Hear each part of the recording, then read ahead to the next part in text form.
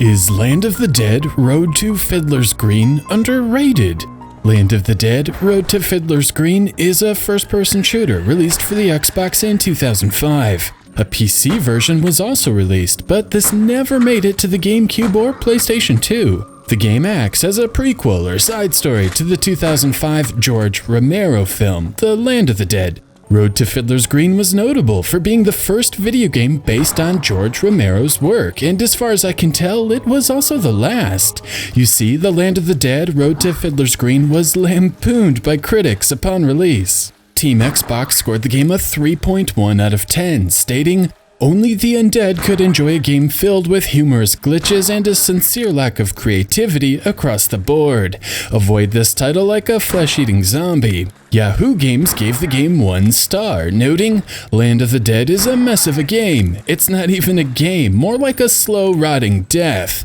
No matter how great your love for George Romero, no matter how overpowering your curiosity, there is no reason to look twice at Land of the Dead." Finally, GameSpot scored the game a 1.9 out of 10, proclaiming, "Land of the Dead is far and away one of the most atrocious gaming experiences to be found on the Xbox, and like the zombies contained within, it should be shot, burned, stabbed, or otherwise slaughtered until there's no possible way for it to harm anyone again. Seriously, don't play this game." So, is Land of the Dead Road to Fiddler's Green really this bad? Let's dive in.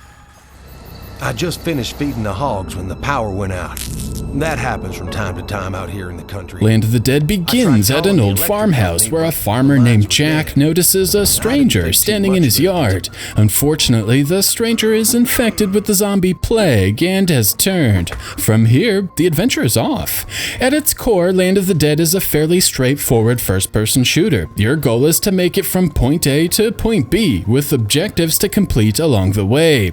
This could be as simple as going to the attic to obtain a rifle, to locating a key and then unlocking a door. The weapon system is also of the traditional variety. Initially, all you have are your fists, but find a rifle shortly thereafter, and your fists get upgraded to a hammer for more range and additional damage. Curiously, you can only carry a single melee weapon at a time, but you are able to carry around your full arsenal of firearms as the game progresses. After locating your weapons and securing your home, you are off to the neighbor's house to unravel the mystery. Admittedly, this cornfield level is kind of cool, but the concept is never repeated for the rest of the adventure. The space is wide open, yet zombies are well hidden, giving a survival horror vibe, rather than feeling like a standard first-person shooter. With the cornfield cleared, the player arrives at the neighbor's house and discovers everyone is dead or has turned.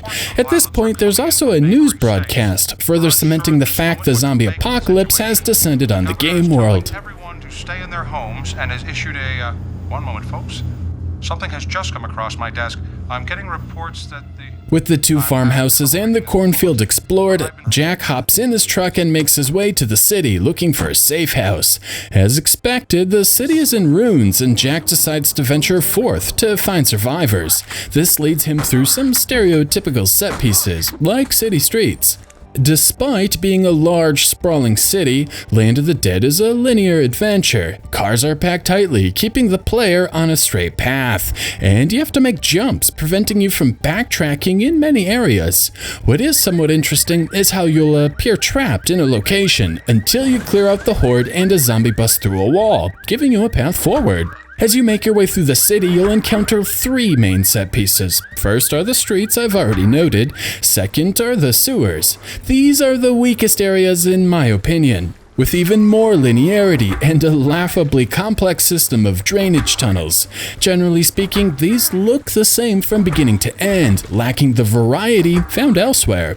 Third, there are actual buildings to traverse through. The first of these is a hospital. Like the sewers, these are somewhat labyrinth-like in design, but also very linear, with a ton of locked doors, along with doors only accessible from one side. Like the farmhouse, there are also plenty of keys to locate, necessary for progression. The final areas of the hospital are on fire though, which will harm you as well as ignite the zombies, mixing up the gameplay with new hazards, as well as changing up the lighting, camouflaging the zombies, and creating some tension. Up to this point, Land of the Dead does a nice job separating itself from many first-person shooters by being extremely stingy with ammo drops, forcing you to use the melee combat and be resourceful. For me, this made the fire axe a real game changer, and after acquiring this weapon, I really became engrossed in the game. If you aim your fire axe just right, which is a little high and dead center, you can drop most zombies with just a single crack. In addition to watching their brains explode, you use no ammunition. This is awesome, and no matter how many hours would go by, this simple act was every bit as satisfying the last time you perform it as it was the first. As you make your way to the police station though, Land of the Dead does deviate just a bit. At one point there is a massive ammo dump at a gun range where you can max out all of your firearms in a single room. This does change up the game quite a bit, from being a first-person zombie game with survival horror elements to being a full-fledged first-person shooter. This transition brings out one of Land of the Dead's biggest flaws. The aiming is off. Seriously off. I don't mean the controls either, which are great. The standard twin stick setup you would expect from a 2005 release is here and works well. Strafing, moving, and jumping all feel flawless, and navigating the world of post-apocalyptic Pittsburgh is a responsive experience. Even aiming feels nice. The reticle movement is smooth, starting off slow, which is great for small adjustments, and accelerating the longer you hold it, making turning around quickly a painless process. The problem with Land of the Dead is the bullet never seems to go where you think it's going to go, especially with headshots. Of all the first-person shooters I've played over the past 2 years, no FPS game has left me with a complete lack of confidence quite like Land of the Dead. At times, you'll rack up headshots in quick succession, but other times you're left firing multiple shots, wondering why it's taking so long. It kinda sucks if I'm honest, and is easily my biggest gripe with Land of the Dead. I bring it up now because it becomes of critical importance in the police station. Near the end of the level, you discover a survivor left in a jail cell. After freeing Otis, you find a sniper rifle and have to cover him as he makes his way to a truck so the two of you can make your way towards the next safe house. It seems our newly freed friend is exceptionally useless in a zombie apocalypse and has no problem standing around while his flesh is torn from his body. This means you need to use the newly found sniper rifle and provide cover. To be successful, the player has to be reasonably good at getting headshots. As the enemies come in hordes, you need to take them down efficiently. Fail to be efficient and Otis will quickly become overwhelmed, causing you to fail and the mission to restart. The lack of precision in regards to headshots really hurts the game at times, and I wish the developers had ironed out this issue before releasing it. Otis barely made it to his truck when a bunch of them attacked. I saw him wave and yell something. All I caught was theater, and then he drove away.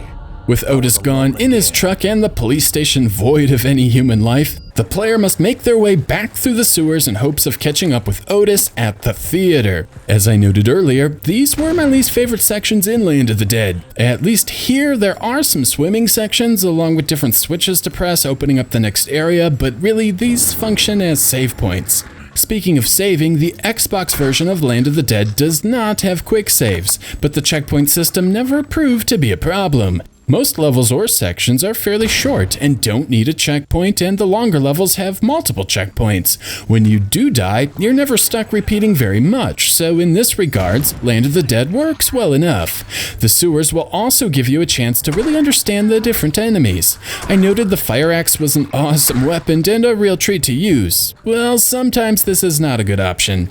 There are puking zombies as well as poisonous zombies, and you really want to keep your distance to avoid tripping out and taking damage. The sewers also are a good chance to finally test out the grenades. There are Molotov cocktails as well, but these naturally don't work in water. The grenades do, and the long narrow tunnels are a great place to use these. First luring out a horde, then throwing a grenade, and finally finishing off the survivors with your weapon of choice. Lastly, the sewers serve as your final contact with the populace. Like most zombie movies, radio broadcasts are the last forms of communication, and the radio scattered about the houses, hospital, police station, and finally these sewer control rooms act as your ears to the outside world. Once you hit the sewers, the radio broadcaster is attacked while on the air, helping the player to feel isolated.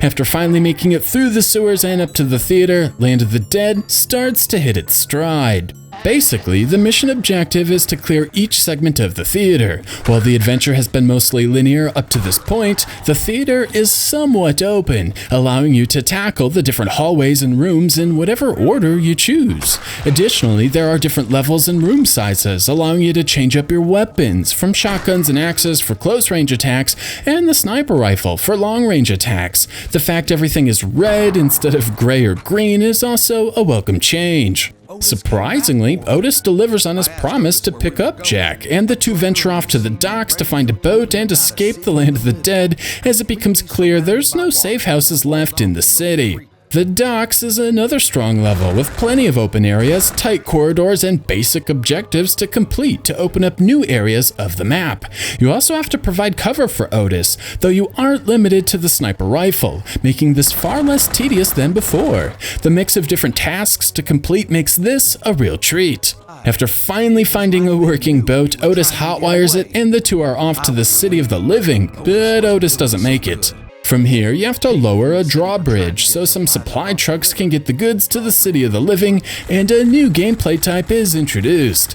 As the bridge is lowered, hordes of zombies follow the supply truck, and you act as a gunner and must prevent the horde from making it in. For whatever reason, the gates on either side of the complex are open, allowing easy entry for the undead. This looks about as interesting as it plays, and 16:9 support would have made this section a lot less tedious. As is, you need to constantly scan from side to side, laying waste to anything and everything. With this impromptu gunner section out of the way, we move on to the final areas of Land of the Dead, the Fiddler's Green levels. A man named Mr. Kaufman offers you a place to live in Fiddler's Green if you can clear the last of the undead. The first area is a parking garage and plays pretty much like the street levels. However, the dark lighting does make this a bit more challenging, and it is absolutely packed with zombies. It isn't hard to gather up a big horde, and then of course blow them up with grenades. After clearing the parking lot, we enter the atrium of the large tower.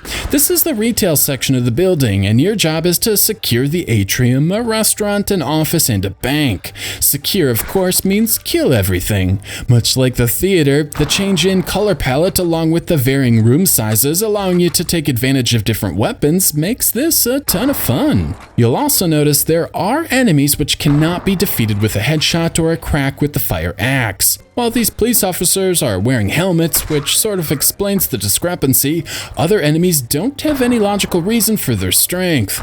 Combined with the aiming problems noted earlier, and it can be tough to predict when an enemy is going to go down and when you need to keep shooting. For a title with stingy ammo drops, key information like how many bullets are needed to kill an enemy is vital, and it's a shame Land of the Dead is vague and inconsistent. With the atrium cleared, Jack makes his way up to the penthouse suite at the top of the tower.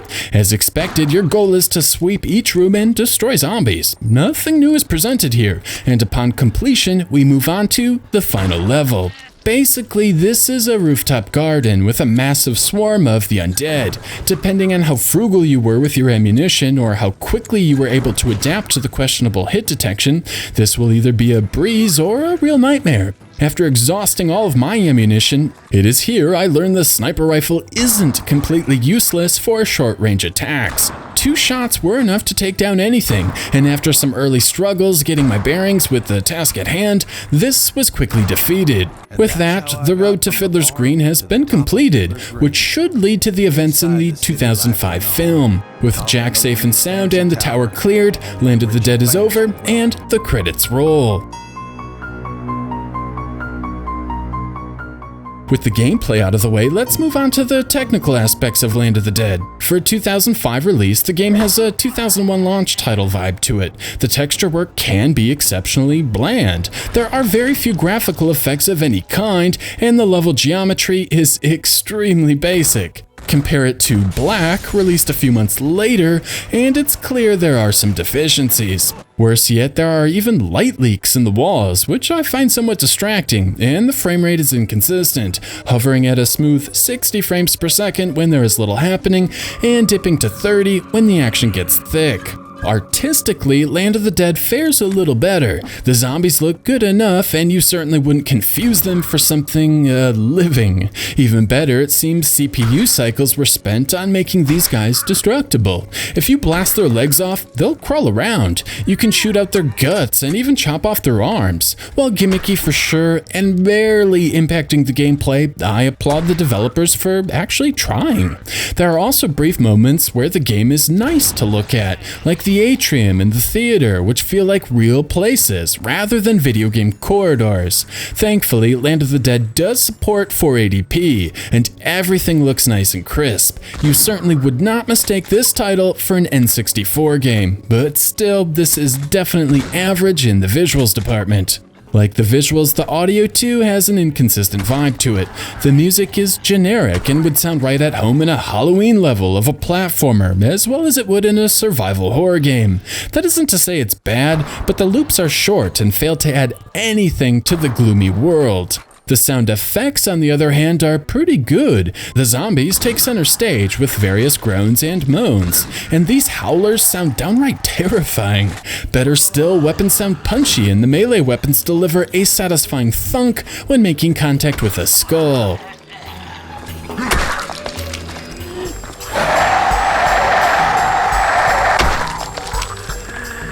So, with all of that out of the way, we arrive back to the question asked at the beginning of the video. Is Land of the Dead Road to Fiddler's Green underrated? I've already mentioned that aiming feels off, or the enemies have broken hitboxes or something, but the issues with the enemies don't stop there. These things are stupid. For creatures whose only function is to feed off the living, many of the undead seem awfully disinterested in Jack. As soon as there is a bend in the hallway, a doorway, or any obstacle of any kind, they sort of get stuck and then stop trying.